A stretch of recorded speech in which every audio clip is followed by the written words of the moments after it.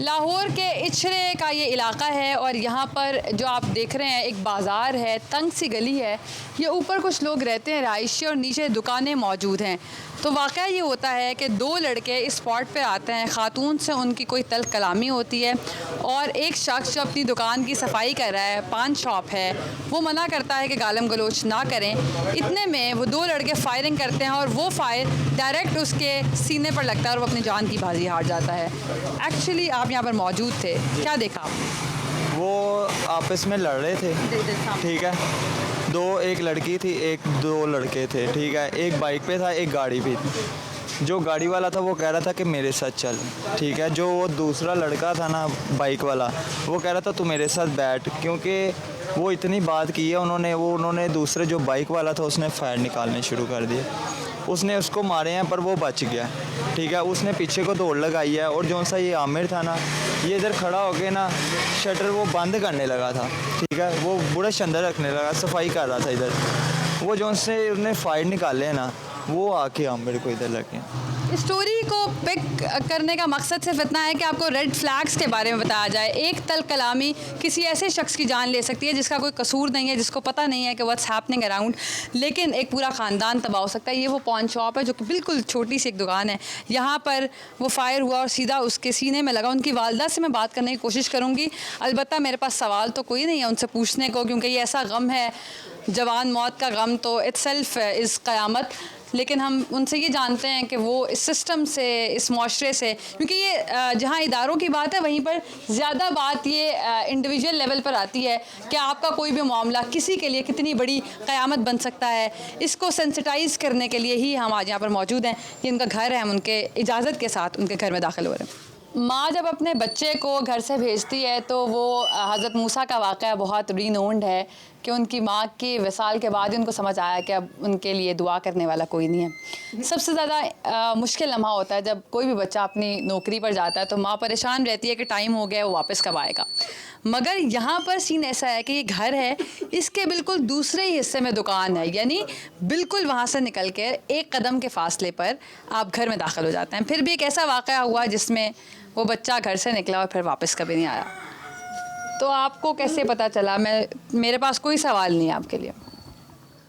मैं तो ऊपर छत पे थी, तो जब ये गोलियां चल रही थी, बहुत ज़्यादा आवाज़ आ रही थी, तो मैं तो नीचे भागी हूँ ना जब, तो मैं तो इधर ही बेहोश हो गई। मुझे बाद में इतना पता नहीं चला। जब मैं इधर तक गई हूँ तो ये उतनी देर तक मेरे बेटे को गोली लग गई थी। गोलियां बिल्कुल आगे थोड़ा सा फासले पर चल रही थी, तो आपको पता ये चल गया था पहले कि आपके बेटे को भी गोली लग गई? नहीं, मुझे पहले नहीं पता चला था। जब वो गोलियां लगा के चले गए हैं तो तब जाके पता चला, मुझे नहीं पता चला।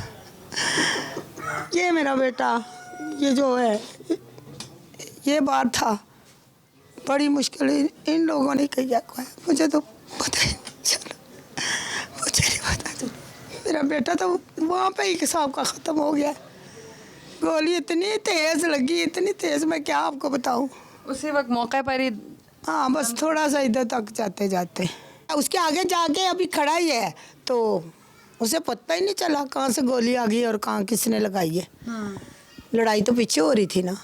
वैसे माएँ तो बड़ी दुआएं करती हैं और बच्चा दफ्तर जाए, कॉलेज, यूनिवर्सिटी जाए, तो माँ परेशान रहती है कि बस वक्त हो गया, वापस नहीं आया। आपको ये परेशानी तो नहीं थी क्योंकि बिल्कुल साथ ही दुकान? मैं ना दुआएं करती हैं, माएँ क्यों नहीं करती, माँ की दुआओं से ही है। तो मैं छत से आते आते मुझे तो ये गोलियां के बाद मुझे तो बड़ी जल्दी से ये थोड़ा सा शोर भी हो ना, तो मैं बाहर गई, अमर तो अंदर आ जा, अमर अंदर आ। लेकिन मैनू मौका है, उन्होंने मौका नहीं मिलिया। बेचारा बच्चा भी खलोता, असी कोई समझ ही नहीं सी है। तो मैं भी गई हाँ, तो कोई मैनू भी समझ नहीं लगी कि मेरे बेटे नूं गोली लग गई है। कहते कि मेरा 32-33 साल का बेटा है, जवान खूबसूरत मेरा बेटा, इन्ना खूबसूरत है, मैं तुहानूं की दसां कि लेटिया होया मरिया भी पिया ते नूर बरस रहा सी। हाँ जी, तो की करिए, मैं इन्हों पालांगी। देखो मैं हुण बुढ़ापे च, मैं मेरे सिर ते आ गई ना, तो मैं इन्हों किस तरह पालांगी। मेरा तो वही रोज़गार है ना साडा, तो मेरा बेटा तो चला गया करने वाला। और क्या मुआशरे को कुछ कहना चाहती हैं? ਮਾਸ਼ਰੇ ਨੂੰ ਕੀ ਕਵਾਂਗੇ ਬੇੜਾ ਗਰਕ ਹੋਵੇ ਖਾਨਾ ਖਰਾਬ ਹੋਵੇ ਇਹਨਾਂ ਲੋਕਾਂ ਦਾ ਜਿਹੜੇ ਲੋਕਾਂ ਦੀਆਂ ਮਾਵਾਂ ਦੀਆਂ ਪੜ ਕੇ ਝੋਲੀਆਂ ਝਾੜਦੇ ਨੇ ਬੇਟੀਆਂ ਦੇ ਸੁਹਾਗ ਝਾੜਦੇ ਨੇ ਮਾਂ ਦੇਖੋ ਨਾ ਇਹ ਯਤੀਮ ਇਹਨੂੰ ਕਦੀ ਬਾਪ ਮਿਲੇਗਾ ਦੱਸੋ ਮੈਨੂੰ ਨਹੀਂ ਨਾ ਮਿਲੇਗਾ ਇਹਨੂੰ ਕਦੀ ਨਹੀਂ ਸਾਰੀ ਉਮਰ ਗੁਜ਼ਰ ਜਾਏਗੀ ਇਹਨਾਂ ਨੂੰ ਬਾਪ ਨਹੀਂ ਮਿਲਣਾ ਕਿ ਨਾ ਇੱਕ ਛੋਟੀ ਉਹ ਅੰਦਰ ਪਈ ਹੋਈ ਜੇ ਉਹ 1.5 ਕੇ ਪੌਣੇ 2 ਸਾਲ ਦੀ है छोटी किसी को इंटेंशनली मर्डर करना इज़ अ क्राइम और उसकी नोयत कुछ और होती है, हम उसको रिपोर्ट भी किसी और तरीके से करते हैं। आई होप मैं ये एड्रेस कर पा रही हूँ कि ये स्टोरी करने का मकसद ये है कि किसी की लड़ाई में किसी की जान चली जाना शायद उसका कोई अजाला नहीं है। एक हंसता बसता ख़ानदान जो कि अपनी नॉर्मल लाइफ गुजार है, जो महंगाई और दुनिया भर के और मामलात से लड़ झगड़ रहा है, उसमें एक सुकून ही चला जाए तो कैसा महसूस होता है। इसलिए हम जहाँ पर ऑर्गेनाइज क्राइम की बात कर रहे हैं वहीं पर उस गुस्से उस तैश को एड्रेस करना चाह रही हूँ कि this is all what is happening all around in Lahore and in other parts of the country. इस पर कोई भी जुमला कह देना शायद आसान होता है, लेकिन 1 मिनट के लिए आज हर शख्स को ये सोचना पड़ेगा कि अदम बर्दाश्त इस माशरे में अब इस नहज को पहुंच चुकी है कि अब वो जाने ले लेती है और हमें इसका एहसास भी नहीं होता। मुझे इंसाफ चाहिए और जिस तरह मेरे बेटे को मारा ना उसी तरह उसको भी मारे, उसी तरह उनको गोलियां लगे फिर ठंड पड़ेगी मुझे भी। सही बात है। देखिए ना एक मिनट पे 1 सेकंड भी नहीं होया, 1 सेकंड च उन्हें मेरा बेटा दी जान ले ली ते किड्डी गलत गल जी। ते मैं की करांगी मेरी दसो मैं माँ वां मैं इस बुढ़ापे दे अपने बच्चे है मेरा मियाँ है मजदूरी कर कर के बच्चे अपने पाले मेरा तो है ही बच्चे ना ऐसी ना पूरी ज़िंदगी लगा के बच्चे पाले बच्चों को पाले। ये देखो ना जिस लोगों का अपना घर नहीं है खाएं को घर कहाँ से ले बताएं। तो यही है ना हमारे बच्चे करके लेके आए हम खाएंगे। अब उनके बच्चे अब बेचारे यतीम हो गए। लाहौर में एक ऐसा गिरोह भी एक्टिव है जो ख़वातीन पर मुश्तमिल है। ख़वातीन बुर्का पहन कर या ऐसा लिबास पहन कर जिसमें आपको शक ना हो किसी भी सुनियारे की दुकान पर आती हैं और जाली जेवर बेचकर चली जाती हैं, रकम मौसूल कर लेती हैं और चूँकि इसकी कोई वापसी उस तरह से नहीं होती तो इसलिए आजकल सुनियारे बड़े परेशान हैं। तो हमने एक कैरेक्टर स्टोरी ली है जहाँ पर ऐसा जेवर मौजूद है जो सोने का है तो नहीं मगर सोने की कीमत में बेच दिया गया है।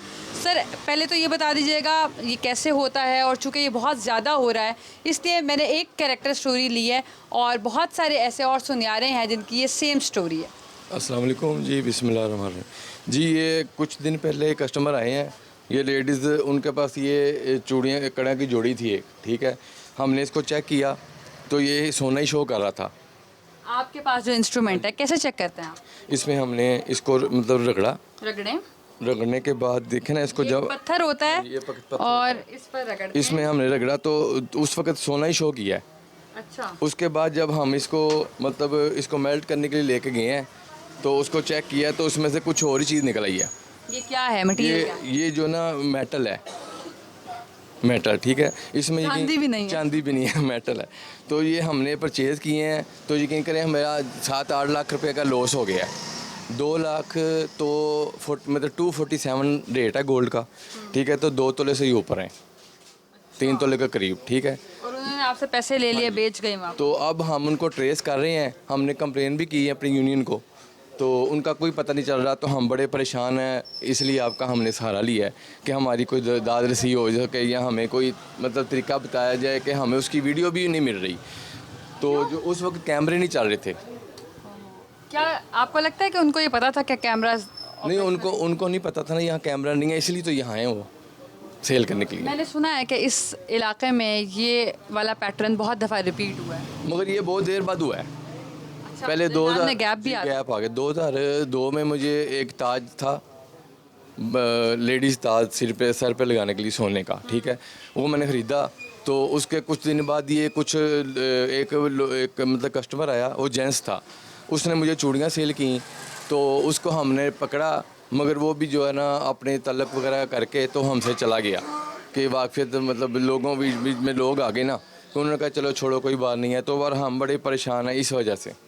अब मुझे ये बताइए क्योंकि आपका तो ये काम है कि अगर कोई भी जेवर गोल्ड प्लेटेड हो तब भी इस पर शो करता है, इस पता? वो गोल्ड प्लेटेड होगा इसलिए कि इस पे ज़्यादा गोल्ड चढ़ा हो, तो फिर अगर तब भी धोखा हो सकता है। जब तक इसको काटेंगे नहीं शो होगा।